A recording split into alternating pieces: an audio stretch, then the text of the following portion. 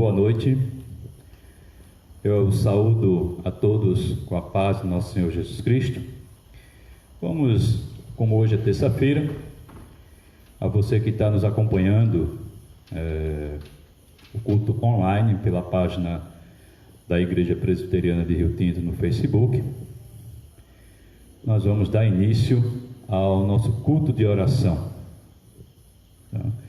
Logo de início nós vamos orar, pedindo a Deus a sua proteção. Oremos. Santo e maravilhoso Deus, grandioso Pai, pedimos, Senhor, a tua proteção, pedimos o teu auxílio por meio do teu Espírito Santo, principalmente, Pai, por este momento em que estamos passando por uma pandemia, que o Senhor dê sabedoria aos homens para que possam agir de forma coerente e desta forma encontrar uma cura, encontrar uma saída para todo essa pandemia. Que o teu povo, que também venha clamar, venha buscar ao Senhor e desta forma ter a sabedoria de como agir em todos os momentos. E é em nome de Jesus que oramos. Amém.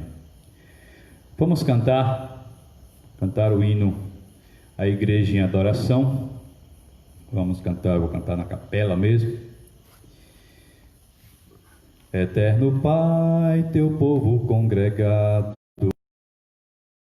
o teu louvor aqui, no dia para o culto reservado, com esperança olhamos para ti.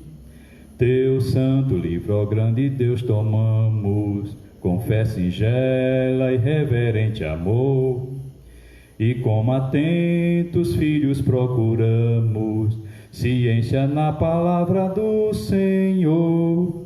Jesus, aos teus benditos pés sentados, queremos teu conselho receber, e sendo por ti mesmo doutrinados, de mais em mais na santa fé crescer. Do mundo seus encargos retirados, queremos pensar em ti, Senhor, mirando os ricos bem entesourados, vasto amor, ensina aos teus Espírito divino, de trevas desses corações, e com a luz venha aclarar as santas instruções. Aviva em nós as forças da memória, pois sempre mais queremos conhecer o Rei dos céus, o Cristo. Enleva os santos anjos de prazer. Amém.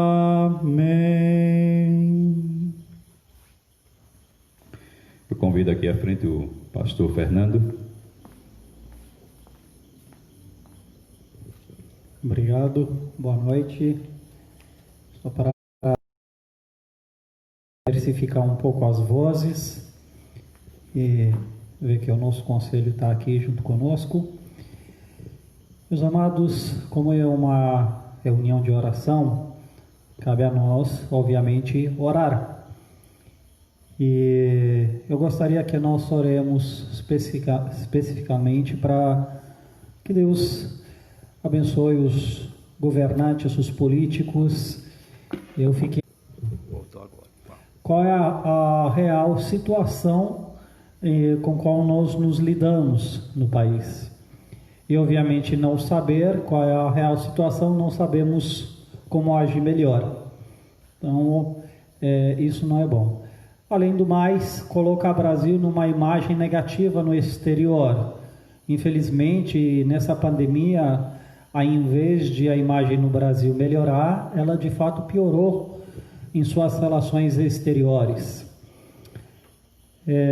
Também vemos que isso traz certa instabilidade de ponto de vista econômico e outros fatores que vêm se juntando a isso e afetando devagar, minando devagar a vida do brasileiro. Então vamos orar para que Deus abençoe os governantes, Ministério de Saúde, enfim, com sabedoria em conduzir esse momento que, de certa forma, é compreensível que nem eles jamais imaginaram ou foram preparados para tais momentos. Eu tenho uma certa compreensão que, em níveis gerais, nenhum presidente talvez não foi preparado para enfrentar uma crise como essa, se lidar com uma coisa que, para a maioria, é, no entanto, inédita. Então, não é no entanto, difícil. Há uma dose de compreensão e flexibilidade que devemos dar aos líderes que estão impostos de tomar decisões, porque chega a um ponto que você não sabe exatamente o que é melhor, então vai ter que avaliar, ou devido a alguns fatores que você considera, tomar tais decisões, e elas podem estar certas ou pode não, e só mais tarde que a gente vai perceber. Então, confesso que não creio que é fácil para nenhum governante, por isso que a criticá-los demais também não é uma solução. Os protestos pro e contra, não sei quanto sentido faz nesse momento. Mas enfim, vamos orar para que Deus estende a sua mão misericordiosa sobre o nosso país e sobretudo sobre os governantes de modo específico. Nosso Pai, nosso Deus, somos gratos ao Senhor pela sua graça com qual conduz o universo inteiro. O Senhor é soberano sobre todas as nações e todos aqueles que chegaram a um ponto de governança são ordenados por Ti. Portanto, opera mediante eles a harmonia, as soluções devidas para o país, em espécie para o Brasil.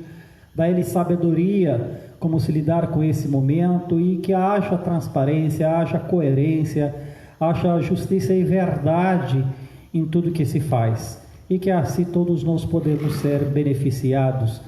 Que não se toma decisões de maneira supérflua, mas que se tenha a precaução devida e se faz as coisas com cautela, para que não mais outras pessoas sejam a ser prejudicadas.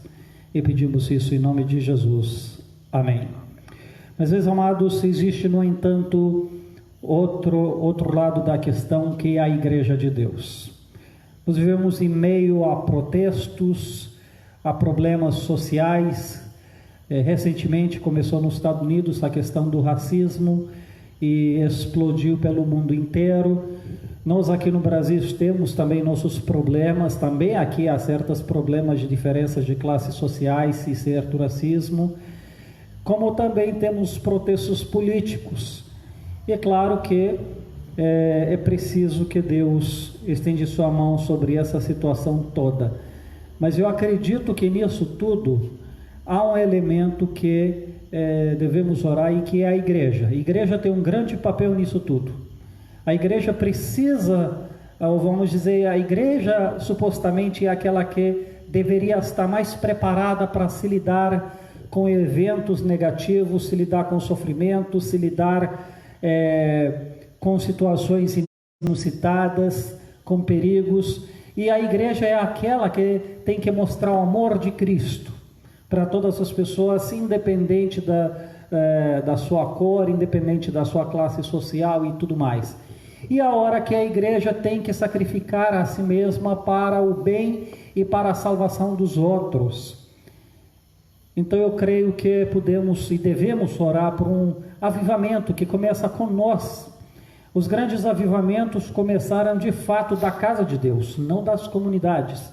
Começando com as pessoas de dentro da igreja, quando essas foram levadas ao arrependimento, a uma consciência sensível ao pecado, ao reconhecimento do mesmo, e uma dedicação, um comprometimento com o reino de Deus.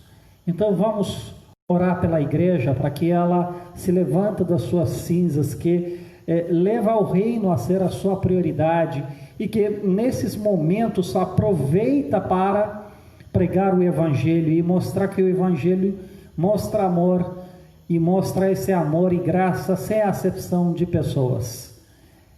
E a igreja tem essa mensagem, tem essa solução, aonde em corpo de Cristo todos somos iguais. Então vamos orar pela igreja, pela sua atuação, pelo seu avivamento. Eu vou pedir ao presbítero Vando que ore por isso. Oremos. Santo e maravilhoso Deus, grandioso Pai, nós que estamos, cada um em suas casas, Pai, colocando diante de Ti as nossas súplicas, as nossas orações ao Senhor. E peço, Pai, pela Tua igreja, pelo Teu povo este, Pai, que o Senhor comprou com o sangue do nosso Senhor e Salvador Jesus Cristo. O Senhor chamou para proclamar o Teu santo nome. Esse povo, Pai, que prega as boas novas de Cristo. E venhamos nos aproximar cada vez mais de Ti. Venhamos a buscar a Tua presença e, desta forma, a nos arrepender, nos livrar dos maus caminhos e estabelecer o verdadeiro avivamento, que é voltar-se totalmente a Ti, não mais com as coisas terrenas, pois somos apenas peregrinos aqui na terra, mas que venhamos a buscar as coisas do alto, venhamos buscar as coisas do reino, para que outros sejam alcançados. E quando a igreja se voltar totalmente para o Senhor, ela tem de pregar a Tua palavra. E aproveitando esses momentos, Pai, em que muitos estão pregando a Tua palavra de forma online, de forma remota, que muitos sejam alcançados, que muitos vejam que o Senhor está no controle de tudo, e que venhamos, Pai, a colocar joelhos no chão, e desta forma pregar, buscar cada vez mais o Teu auxílio, e que venhamos a estabelecer o verdadeiro avivamento, que é o arrependimento. Em nome de Jesus que oramos, amém. Amém. Meus amados, eu gostaria que nós continuamos a orar pelos Estados Unidos, junto com isso, por outras manifestações fora. Como vocês já sabem pelos noticiários, há grandes manifestações contra o racismo, se deseja certas mudanças até na Constituição, em certas leis que de certa forma prejudica, vamos dizer, as pessoas de cor. E existem alguns fatores nessas manifestações. Por um lado, há a igreja que tem sua chance de pregar o Evangelho. E em Minnesota, de onde de fato começou, hoje eu estava num grupo de oração com irmãos dos Estados Unidos, e existe uma reportagem onde diz que a igreja registra de fato um avivamento lá, centenas de pessoas se voltaram para Cristo, vai haver um grande batismo daqui a uns dias. Então damos graças a Deus por isso. Mas ao mesmo tempo, outro fator, é que tem pessoas e grupos de pessoas em minoria que se aproveitam dessas manifestações para alcançar outros fins, e geralmente esses produz danos alheios à propriedade alheia, produz danos até físicos nas pessoas, são manifestações violentas. E preocupa, no entanto. Também fora do país, na Europa também, começou uma onda de manifestações contra o racismo. Na Inglaterra, em espécie, teve uma cidade onde, inclusive, uma estátua de um certo membro do parlamento, que no passado também se lidou com venda de escravos, obviamente muito tempo atrás. A estátua foi derrubada, então uma polêmica bastante grande. Enfim, mas sabemos que nessa aventura toda tem pessoas que, no seu zelo exacerbado, vão fazendo coisas também que não são adequadas. Então devemos orar para que Deus intervenha. No Brasil também temos protestos. Os nossos, por hora, não parecem ser por essa causa. E eu suspeito que vão começar também. por essa causa, porque é aquela coisa, onde vão outros, por que a gente não vai? Se temos um motivo para sair, vamos lá. Eu até estava brincando, que a gente às vezes nem precisa de motivo. Mas então, e nós temos protestos que no Brasil eu acho que tem um peso tanto quanto o racismo, que a questão política, as pessoas só têm família, se matam por isso. Então, essa questão é bastante pesada. E até chegaram a proibir de textos pró e contra ao mesmo tempo, na mesma cidade, no mesmo dia. Eu acho isso saudável, para evitar confrontos e tudo mais. Mas esses protestos, manifestações, eu não sei se de fato elas produzem algo bom para o país. Eu suspeito que não. Mas vamos orar para os Estados Unidos, pelos nossos irmãos lá, para que Deus proteja aqueles que manifestam, no entanto, em paz, e que Deus faz por onde para as manifestações violentas ou prejudiciais, tanto nos Estados Unidos de modo especial como no mundo. Eu vou pedir para o Vando para orar por isso.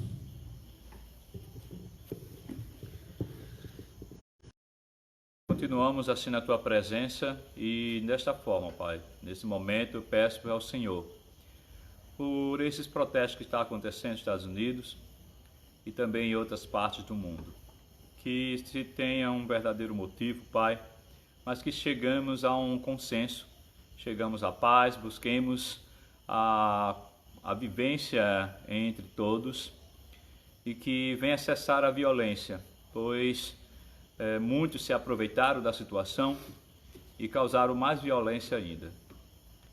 E que eles venham buscar a Tua sabedoria, Pai. Venham buscar a Tua orientação. Sabemos que são países que teve uma base cristã, mas que eles venham também, Pai, buscar a Tua mansidão. E desta forma fazer um protesto, colocar sua opinião, defender desta forma aquilo que eles acreditam, mas de forma que também não venham a prejudicar outros, que não venham a tirar a vida de outros, pois tendo um motivo, que é o racismo, eles também acabam agindo de forma racista com outros, e que eles venham ter o consenso, venham ter a sabedoria, a inteligência de como agir. E também os governantes, aqueles que muitas vezes colocam nas entrelinhas leis que venham prejudicar alguns povos, e que esses povos venham ter seus direitos respeitados. E que aqui no nosso país, que ao invés de protestos, Pai, venhamos orar por aqueles que são autoridade. Assim como a Tua palavra diz, que os cristãos devem orar por aqueles que são governantes. E que neste mandamento, neste versículo, Pai, começa que é para que tenhamos dias felizes. E que venhamos a orar por aqueles que estão incumbidos de autoridades. Que eles sejam justos, que eles sejam honestos e que busquem a retidão. E que para que a Tua nação e o Teu povo tenha dias felizes. Em nome de Jesus que oramos. Amém. Amém. E eu gostaria, antes de meditar na palavra de Deus, fazer uma oração especial pela Carol. A Carol ainda está em João Pessoa em recuperação. Amanhã terá um encontro com o médico e, dando tudo certo, amanhã mesmo à tarde pretendemos trazê-la para casa. E eu gostaria que oremos por esse encontro amanhã, pelo caminho. Sabemos que parte do caminho não é tão fácil assim, e para Deus nos ter na sua proteção e para que tudo seja certo. Então vamos orar por isso. Nosso Pai, nosso Deus, agradecemos pela sua graça estendida sobre nós em todos os momentos e de modo específico também a Carol e a cirurgia que houve. Te damos graças pela sua recuperação, que o encontro amanhã com o médico seja um encontro bom e, se for da sua vontade, voltar para casa amanhã, que o Senhor nos concede um bom caminho, sem prejuízos, sem problemas, em modo especial para Carol, sabendo que parte do caminho tem bastante buraco, tem bastante coisas que pode prejudicar. Que o Senhor seja gracioso conosco nessa direção. Em nome de Jesus. Amém. Muito bem. Amados, vamos em Atos capítulo 20, de onde nós tivemos o nosso texto no domingo, fazer algumas reflexões, algumas lembranças daquilo que foi falado e assim nos fortalecer no que Deus quis.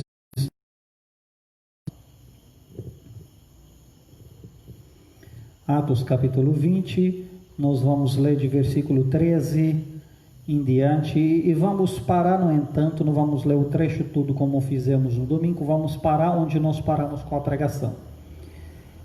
Nós, porém, prosseguindo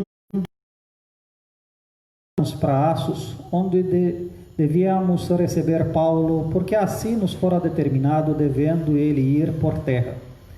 Quando se reuniu conosco em Assos, recebendo-lo a bordo, e fomos a Mitilene. Dali, navegando, no dia seguinte, passamos de frente de Quios. No dia imediato, tocamos em Samos, e um dia depois chegamos a Mileto. Porque Paulo já havia determinado demorar-se na Ásia, porquanto se apressava com o intuito de passar o dia de Pentecoste em Jerusalém, caso que lhe fosse possível. De Mileto mandou a Éfeso chamar os presbíteros da igreja, e quando se encontraram com ele, disse-lhes: Vós bem sabeis como fui que me conduzi entre vós em todo o tempo, desde o primeiro dia em que entrei na Ásia, servindo ao Senhor com toda a humildade, lágrimas e provações que pela cilada dos judeus me sobreviveram, jamais deixando de vos anunciar coisa alguma proveitosa e de vê-lo ensinar publicamente também de casa em casa, testificando tanto a judeus como a gregos o arrependimento para com Deus e a fé em nosso Senhor Jesus Cristo. E agora, constrangido em meu espírito, vou para Jerusalém, não sabendo o que ali me acontecera, senão de cidade em cidade me assegura que me esperam cadeias e tribulações. Porém, preciosa para mim mesmo, contanto que complete a minha carreira e o ministério que recebi do Senhor Jesus, para testemunhar o evangelho da graça de todos vós, em cujo meio passei pregando o reino, não vereis mais o meu rosto. Amém.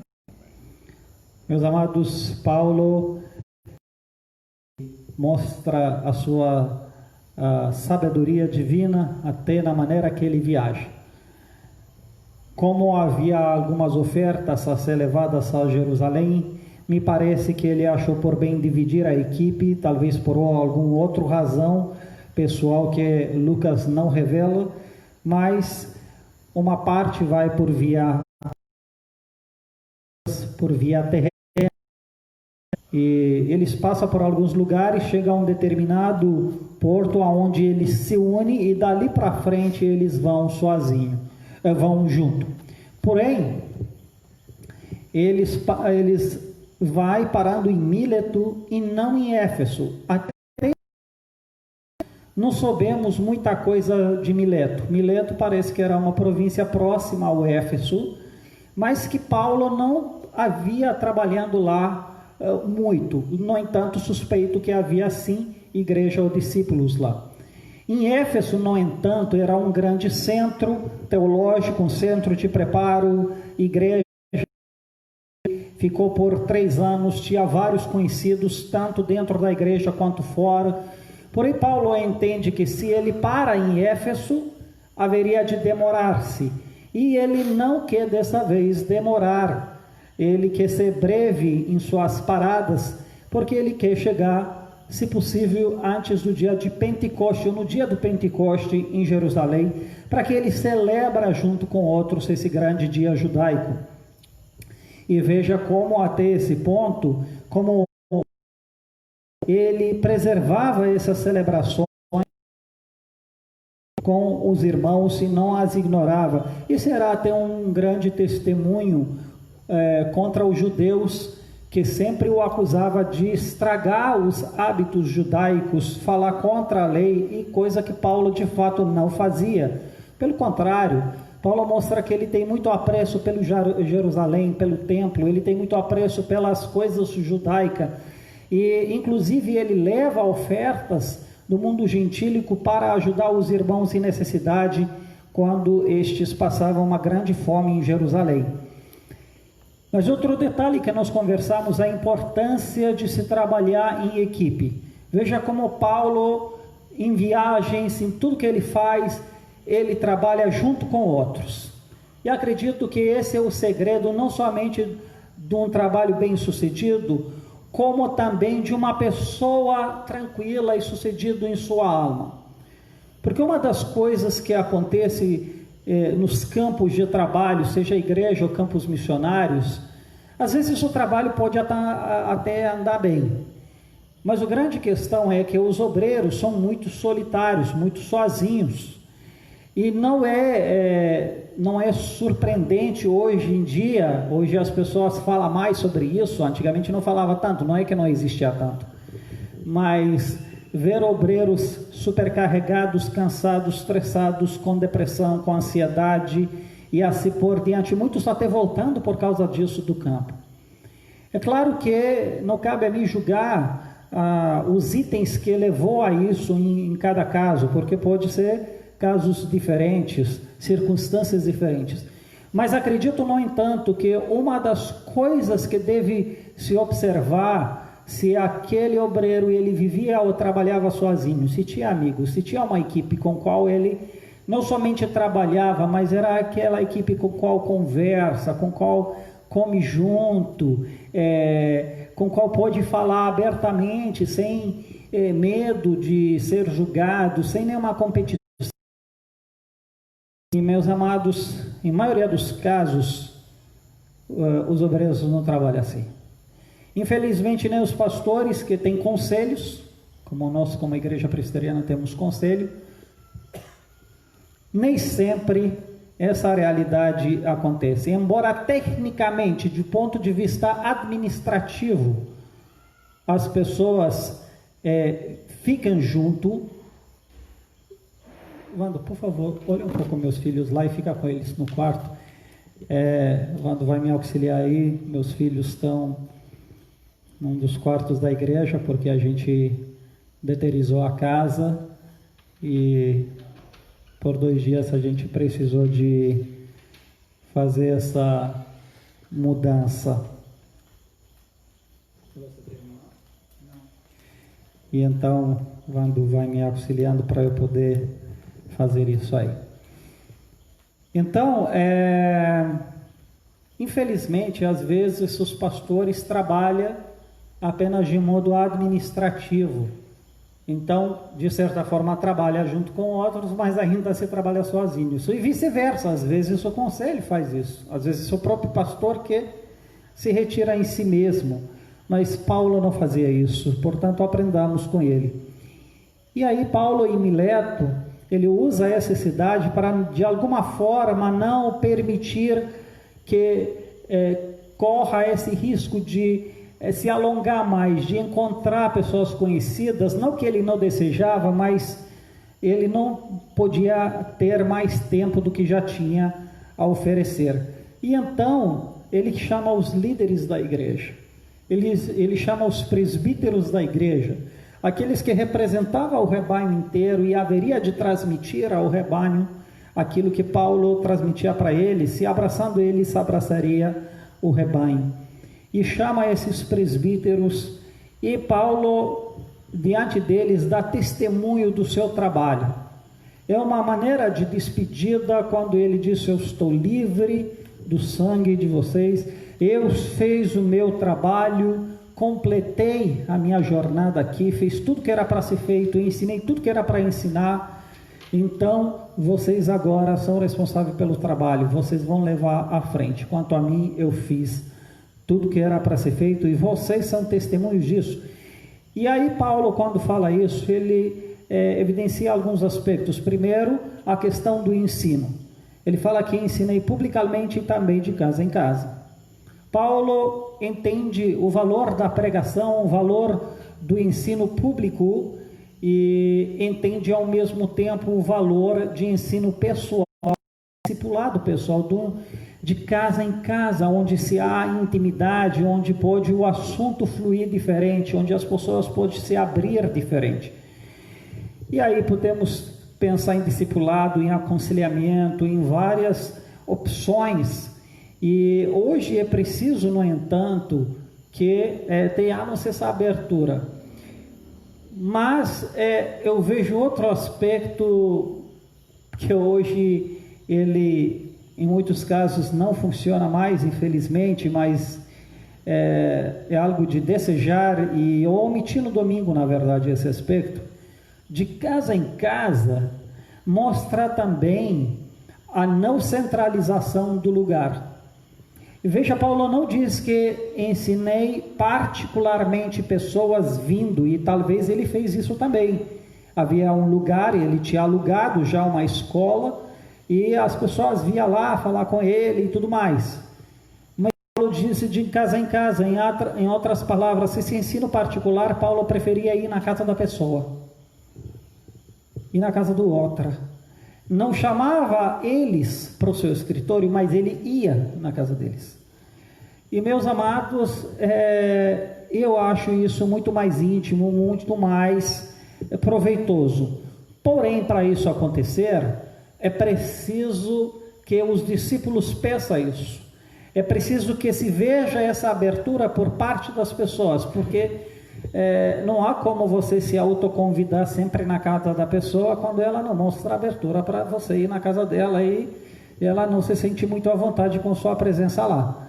E aí, geralmente o que fazemos, que é um ponto mais neutro, a gente tem um escritório e chama as pessoas para o escritório. Mas particularmente creio, no entanto, que a visitação e que esse ensino de casa em casa, ele é muito benéfico, muito mais benéfico, e acredito que as pessoas meio que separou a sua vida da vida da igreja. Separação essa que não me parece saudável.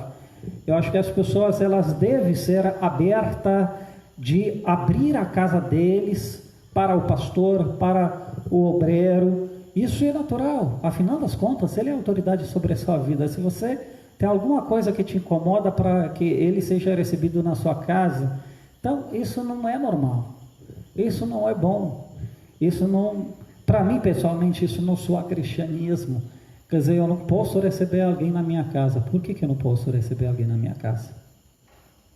Então, veja, meus irmãos, Jesus também, em suas andanças, ele fazia questão de entrar na casa das pessoas. Teve pessoas que tinham prazer de convidá-los. Então, é preciso que atentamos para isso. Meus amados, alguns, diz a Bíblia, que receberam sem saber anjos do Senhor. Eu não estou dizendo agora para abrir a casa para qualquer pessoa que passa pela rua, não é isso. Menos para aqueles que deliberadamente você confia e sabe que são homens de Deus e tem o papel de lhe ensinar. Hoje não vemos mais esse desejo de comunhão íntima, de estar junto, de ensinar em casa, de colocar perguntas, de ficar mais à vontade. Os irmãos se debruçam com todo tipo de problemas,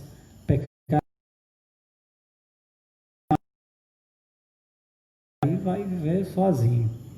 Aí depois fala que está difícil a vida cristã. Está difícil quando você vive sozinho. Mas não está difícil, ou não está tão difícil quando nós a vivemos em conjunto, assim como deveria. Entendo, no entanto, que há casos mais difíceis, quando um dos cônjuges não compartilha a mesma fé e talvez não seja confortável com a visita do pastor. Não em todo caso. Tem casos quando o esposo ou a esposa, dependendo do caso, não são cristãos, mas são muito receptivos, se dá muito bem, inclusive com o pastor, são amigos da igreja, embora eles não vão. Então, todo caso é um caso. Mas Paulo frisa isso, ensino público e ensino de casa em casa. Mas ele fala que faz isso em meio às várias provações e lágrimas. Paulo não trabalhou em condições fáceis. Paulo se sacrificou por aquele trabalho. Paulo fez isso em meio a muitas provações. E falamos nós que o serviço a Deus, meus amados, ele não ocorre somente quando as coisas estão fáceis, quando tudo colabora. Mas é preciso às vezes se sacrificar, e em meio às provações e exposições a gente vai e prega a palavra. Então é preciso que atentamos para isso. Falei no domingo, vou falar agora também, né? Uma das coisas que nós sempre convidamos os irmãos passarem por aqui, né? E dar uma mão de ajuda, limpar alguma coisa, fazer algum trabalho. É um lugar grande que precisa de cuidados e não custa que a gente se envolve um pouco mais. Agora, não acredito que isso pode ser uma aprovação tanto quanto Paulo fala das deles, mas uma maneira de servir em meio, por exemplo, a essa pandemia. Existem tantas coisas que podemos servir, meus amados. Às vezes mas eu não soube de nada. Às vezes nós não sabemos porque nós não queremos saber, na verdade. Muitas vezes nós não queremos nem perguntar, precisa de alguma coisa? Como você vai fazer com aquilo ou com aquilo? Mas simplesmente ignoramos. Aí fica difícil. Porque, meus amados, chega uma hora que ninguém vai ficar trambiçando por aí, avisando em todas as mídias que precisa daquilo. Ou uma pessoa pessoal que passa por um momento difícil e se sabe disso, ela não vai ficar falando 1000 vezes. A pessoa tem que se ligar também. E então tem que aprender essa questão de serviço, muitas lágrimas e provações. Assim que o trabalho anda.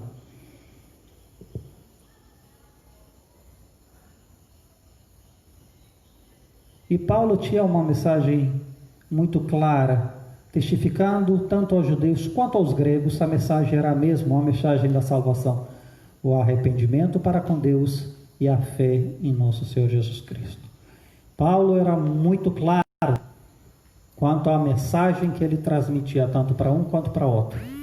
Não importa a categoria, há uma única maneira, há um único caminho para se achegar a Deus e desfrutar da salvação. É arrependimento para com Deus e a fé em Jesus Cristo. Esses dois elementos não podem faltar na vida de alguém que se diz cristão. Se elas faltaram, então você tem que revisar se você realmente foi salvo. E é preciso que nós sempre frisamos isso também com as pessoas de fora. Depois disso, Paulo mostra que ele tem que ir para Jerusalém, não sabendo, no entanto, que ali acontece. Às vezes Deus nos chama para fazer alguma coisa, mas nem sempre sabemos o que vai acontecer. Às vezes nós queremos saber antes de tudo para que podemos depois decidir se fazemos ou não. Mas a dinâmica com Deus não funciona assim. Deus quer a nossa obediência e o nosso coração. Ele nos pede para ir. O resto dos detalhes vamos ver andando. E tem coisas que, se soubermos de tudo, vai nos supercarregar. Então, por exemplo, eu sei que tem que ir para a Romênia, mas se você me pergunta se eu sei tudo, não sei. Eu sou consciente que lá eu vou conhecer mais em profundidade o que Deus quer que eu faça. Assim como eu fui no Brasil também. Se você me perguntar há 17 anos atrás se eu imaginei que eu vou fazer tudo que fiz até agora, eu com certeza te diria que não. Não iria nem pensar. Mas eu vi uma parte e cumpri com aquela parte. E depois lutei por outra parte, que Deus veio de cada vez. Mas é preciso de obediência, meus amados. Nós questionamos muito as coisas se não fazemos nada. E me desculpe dizer, talvez fico muito enfático nisso, mas talvez como pastor eu devo fazer isso. Porque se eu não faço isso, não ensino mais, então quem vai fazer? Até com a limpeza do templo e da igreja. Às vezes não precisa de tantas explicações. Eu fico às vezes constrangido quando a pessoa me liga, mas eu vou fazer o quê? Mas é por quê? Mas vai ser só eu?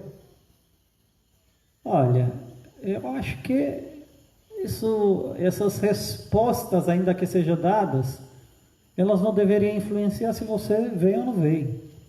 Foi feito um chamado. Se vai vir outro, se não vai vir, às vezes isso não é nem da sua conta. O que vai ser? Porque dependendo do que vai ser, você não vai vir, ou qual é? Então, meus amados, eu acho que às vezes, não é que temos problema de ser transparente, não é isso. Mas eu vejo que o problema todo está no nosso coração.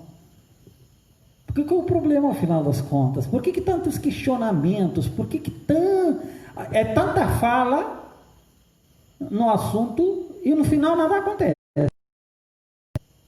Foi feito um chamado, vem e faz, acabou. Isso que é verdadeiro cristianismo. Os cristãos antes ser chamados, inclusive pelas autoridades, pelos pastores e pelos apóstolos, e ficar tanto arrodeando para fazer uma coisa, eu acredito que levaria uma bronca daquelas. Rapaz, que tipo de cristão você é, rapaz? Que você não quer nem servir? Hoje em dia, temos jovens, temos pessoas que ainda respondem de maneira arrogante. Isso eu não faço, isso não é para mim. Mas por que eu faço? Se eu quiser falar, não quero fazer isso e acabou. Meus amados, esse tipo de arrogância, naquele tempo, talvez você iria ser julgado para fora da igreja, porque não se concebe um cristianismo como esse. Depois nós nos surpreendemos por aí, por que a igreja não cresce? Porque a minha vida é um desastre? Por que eu não cresço, não tenho maturidade nenhuma? Por causa disso. Se você não é capaz de fazer as coisas simples, quem você acha que vai te dar coisas maiores para fazer? Depois reclama por aí. Você está esperando o quê? Você está pedindo tantas coisas a Deus e você não é capaz de levar um lixo. Sabe o que é engraçado?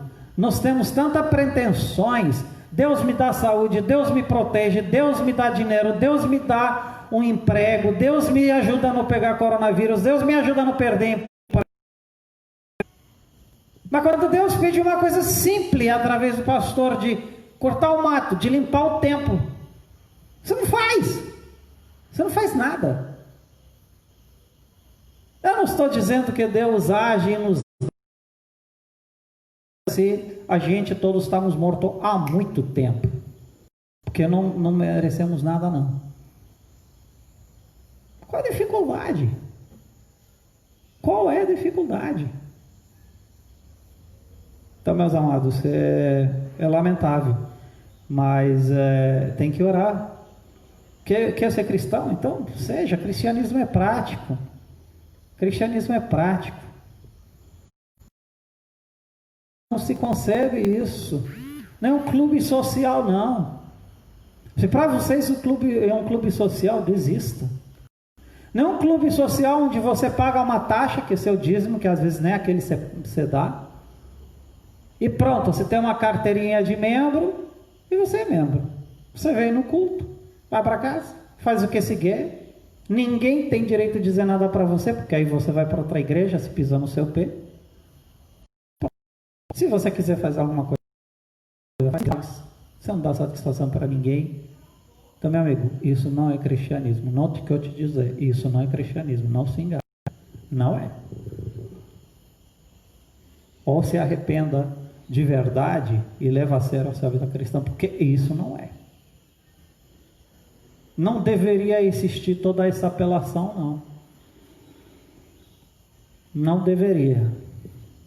E vocês não estão contribuindo para que as coisas aconteçam certo. Não mesmo. Então,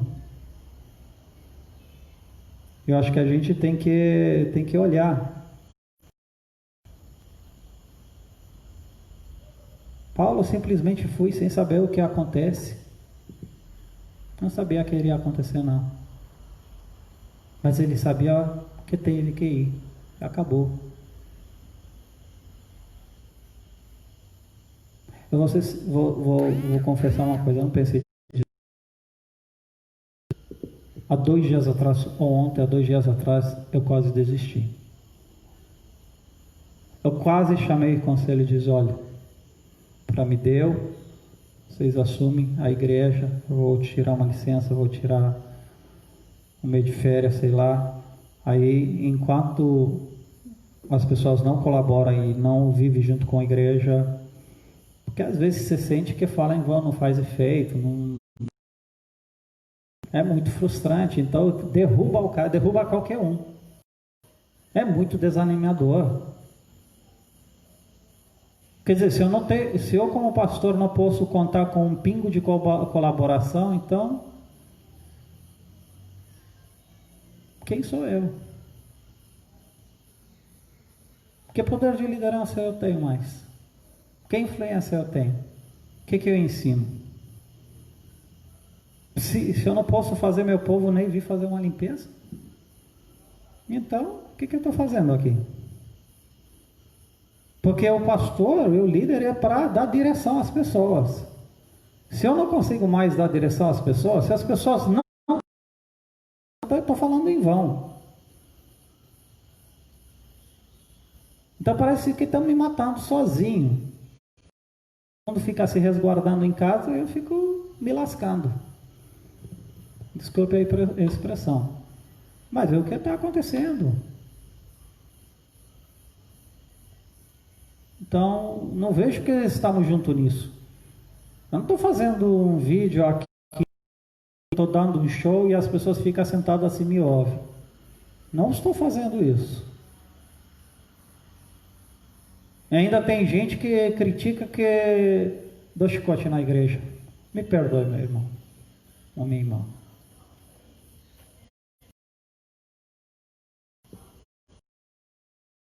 Chicote não é ser duro. Eu acho que conduzir a igreja e tentar levar a igreja a pensar. Essa é a realidade. Pregar para a igreja não significa só ficar legal, não. É pregar a realidade, é levar o povo a despertar. Se não, para que estamos aqui? Só para ser legais? Então, pronto, você inscreve num clube social aí que você goste, pronto, no Rotary, não sei lá, pronto, acabou. Então, assim, hoje eu cheguei aqui e viu, ofegando,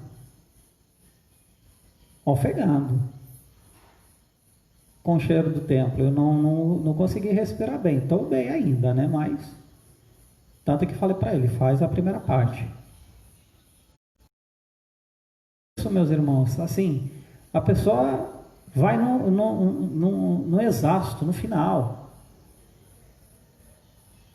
Porque quantos irmãos se preocupam com a igreja de fato? Quantos se preocupam em suas atividades? Tem um monte de coisas.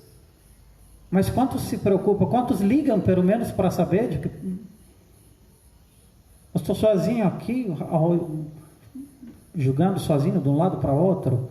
Eu acho que isso não está certo. Eu não estou reclamando de fazer os cultos, nada disso, gosto disso, faço com prazer, não é isso, mas assim, a gente tem um dia cheio, alguém ficou lá me ajudando, graças a Deus, para pintar, mas eu fiquei em 1000 lugares, fiquei para lá, fiquei para cá, fazendo, não tem ninguém para ajudar, é muito difícil. Aí ainda você tem que estar pronto, certo, para fazer o culto, eu tenho que fazer sozinho tudo, tem que cuidar de materiais, tem que cuidar de outra, ainda tem que cuidar das crianças, claro, são meus, não vem me dizer, mas são seus, problema seu, tu que os fez, tu que os cuida, sabe de uma coisa, fique quieto só. Acho que os irmãos devem pensar aí, né, porque, rapaz, eu vou dizer isso, eu vou dizer para o ensino dos irmãos, não por mim, pela graça de Deus, posso me viro sozinho. Mas não é normal como os irmãos agem. Digo para vocês, não é normal. A minha esposa está cirurgiada, está fora de casa. Eu não deixei de fazer um culto se quiser. Mas não ouvi uma alma viva que me ligou para me perguntar se eu preciso de alguma coisa. Não ouvi uma alma viva para me perguntar se preciso de ajuda com criança, para que na hora certa eu estou aqui. Não, eu tenho que fazer tudo sozinho. Claro, é minha responsabilidade e minha família, mas não está certo para você. Você fica em casa, abre seu bendito de Facebook e o pastor está lá falando. Mas você não se importa tudo que eu passo para naquela hora estar certo. Quanto eu corro, quanto isso. Eu faço tudo sozinho. Para não dizer sozinho, com Jonatas, que Jonatas está aqui, mora aqui e ele está me ajudando bastante. Hoje eu chamei o Wando para fazer. Fui eu que chamei. E eu chamei porque eu senti que eu não vou dar conta. Eu teve que me trocar, teve que buscar o carro, teve que dar para as crianças para comer, tomar banho. Eu quase não comi. Então eu falei, Wando, vê por favor que eu não sei se eu consigo ficar em tempo dessa vez. Ainda deixei meus crianças sozinhos lá, porque não tem quem ficar. Ficou lá no quarto, o Levi está lendo para eles. Para quê? Lá. Porque quando você sabe que tem uma situação, você, peraí, mas o senhor está fazendo como? Para fazer suas compras quando não tem mais ninguém em casa, você deixa as crianças sozinhas, você vai como faz? Você precisa de alguma coisa? Precisa de alguém lhe ajudar com o almoço, com as crianças, com a limpeza? Nada. Eu espero que os irmãos aprendam, que eu me arrisco a dizer essas coisas, eu sei que isso me torna chato de certa forma, eu sei que isso é desagradável, eu sei que isso não me traz um ganho, mas talvez o ganho seja de vocês aprendendo, no entanto. E aí Paulo, por fim, ele fala que tem que ir sem saber, senão que o Espírito segura que me esperam cadeias e tribulações. Então, um homem que andava guiado pelo Espírito Santo e ele deixava que a cada passo Deus havia de dizer, assim como eu já disse, o que ele esperava. E veja, ele não esperava dias melhores, não esperava ser recebido em pompas, disse que esperava cadeias e tribulações. Um homem consciente da realidade. Eu acho que o nosso cristianismo hoje é muito voador. A única coisa que não espera é tribulação. Parece que a gente vive num outro mundo onde Jesus prometeu que, como nós somos cristãos, filhos do rei, vamos ter que ser recebidos. Afinal das contas, trazemos uma mensagem e vamos ter que ser recebidos bem. Mas Jesus não disse nada disso. Nada disso. Então nós ignoramos a realidade das Escrituras, que a gente se surpreende tanto, ainda a gente pergunta, cadê Deus? Por que Deus deixou permitir isso? Mas você esperava o quê? Deus está exatamente com você, te dando graça a passar por isso. Porque é isso que ele diz que vai fazer, é por isso que ele diz que vai passar. A surpresa é porque você está esperando outra coisa. Essa que é uma coisa mais natural de acontecer. Nós não estamos despreparados, sabe, primeiro que não acreditamos no que está escrito, mas segundo, acho que é porque estamos tão focados em nós mesmos, em nossos desejos, em nosso bem-estar, que nós nos surpreendemos quando Deus não age a nosso favor nesse sentido.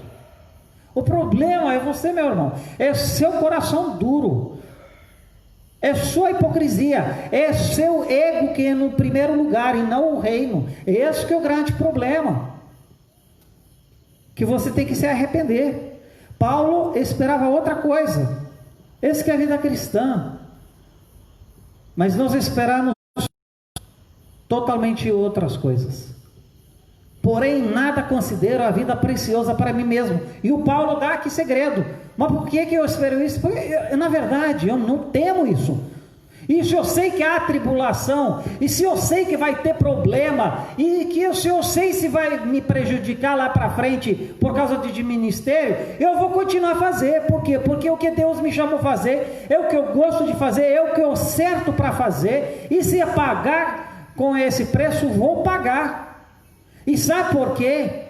Porque em nada considero a vida preciosa para mim mesmo. Sabe por que você não está pagando preço para nada? Sabe por que você não serve? Porque sua vida é muito preciosa para você. É tão preciosa porque você não serve para nada. Você não quer servir aos outros, você não quer servir, sabe por quê? Porque sua vida é muito preciosa. E ai que sua vida vai ser afetada. Então você cuide muito mais da sua vida, protege muito mais a sua vida, em vez de deixar a sua vida ser usada por Deus no reino de Deus. Por isso que não produz nada. Por isso não há frutos, não há conversões. Por isso. Porque você não se nega a si mesmo. Só que você esquece, meu querido, de uma coisa. Aquele que quer guardar a vida, vai perdê-la. Você quer guardar a sua vida, você pode guardá-la e não fazer nada, não servir. Mas você vai perdê-la. E isso é uma promessa das Escrituras. Não é uma ameaça minha, não é nada disso. Mas é uma promessa. Você vai perder. Por isso tanta gente, você se surpreende com tanta gente rica com dinheiro, que tem tudo, mas vive doentes. Tudo que eles quiseram ter, é tudo que eles não têm. Não tem felicidade, não tem saúde, não tem nada na velhice. Mas aqueles que perder a sua vida, por mim e por evangelho, eis que a ganhará. Só um ganho, meu amado. Dando a vida, não segurá-la. E outra coisa, se vier para fazer uma coisa, não me veja como se faz um grande favor e faz do seu jeito e não aceita nenhuma palavra. É melhor ficar em casa. Porque eu vou ser sincero, eu estou enjoado disso. As pessoas às vezes fazem, não pode nem chegar perto, tem que pisar em ovos. Você tem que ficar assim com cuidado, porque se diz uma coisa, a pessoa já vai embora. Tem que deixar ela, não importa se ela faz errado, tem que deixar pelo menos que faz. Pelo menos agradeça o que eu estou fazendo. Não, não agradeço não, não faça. Não faça. Se você está com má vontade, não faça, fique em casa. Meu amado, eu não estou dizendo tudo isso porque preciso de você nesse sentido, não. Mas é porque você precisa disso. Você precisa fazer. É o seu dever. Eu posso falar com 2, 3 aqui, né? A gente se une, paga alguém, limpa todo esse troço, pronto, resolvido a questão. Mas você não fez o que era para devido. O grande problema não é que não tem outra solução. O grande problema é que não é assim que deve ser vivido. Isso não é a maneira certa de as coisas acontecerem. Então, faz isso aqui, meu amado, mas não faça aquilo. Tá, você não quer que eu faça outra coisa também? Essa foi a resposta que eu recebi recentemente de alguém. Eu falei, sabe de uma coisa? Pode ir embora. Eu faço. Tira a sua mão das minhas coisas. Eu faço. Dá licença. Agora, só porque faz uma coisa, eu tenho que ficar calado quando você faz a maior porcaria? Faz tudo errado? Ainda me responde desse jeito? Tá sendo o que eu faço também é outra coisa, não? Rapaz, só para não dizer uma coisa mais... Mas para mim, é o cúmulo de baixaria de cristianismo isso. Vá para casa, vá procurar Deus e se arrepende da sua vida. Se não quer fazer, vá. É pior ser desse jeito. Quer ser uma igreja saudável? Quer ser um crente de verdade? Esquece meu se vai vir mais alguém ou não. Faça a sua parte. O que te custa tanto?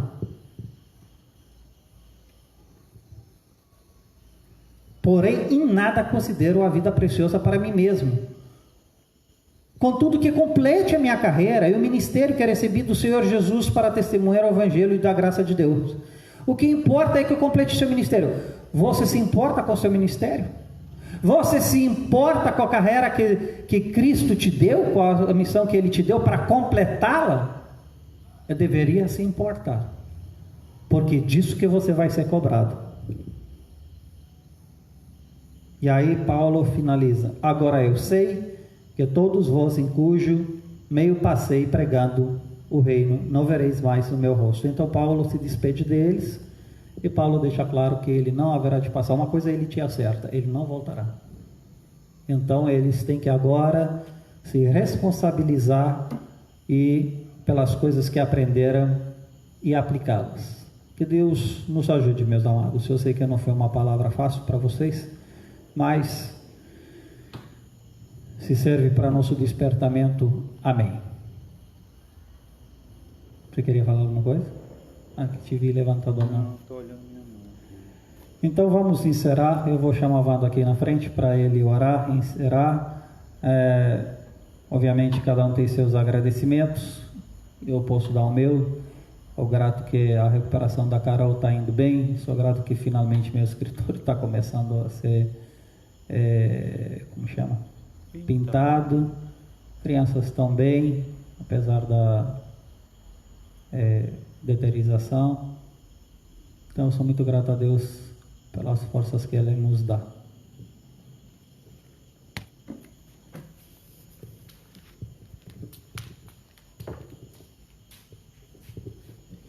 Oremos.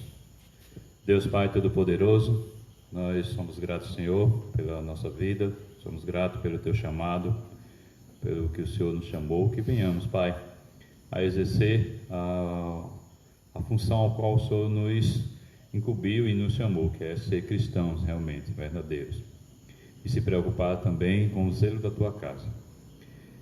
Somos gratos pela saúde da Carol, pelos meninos, por todos, e a você que está em sua residência, que você coloque diante de Deus os teus agradecimentos, pois temos tantas bênçãos para agradecer. Muitas vezes só nos preocupamos mais em pedir, mas Deus nos dá a bênção da vida diariamente. E em nome de Jesus que oramos. Amém.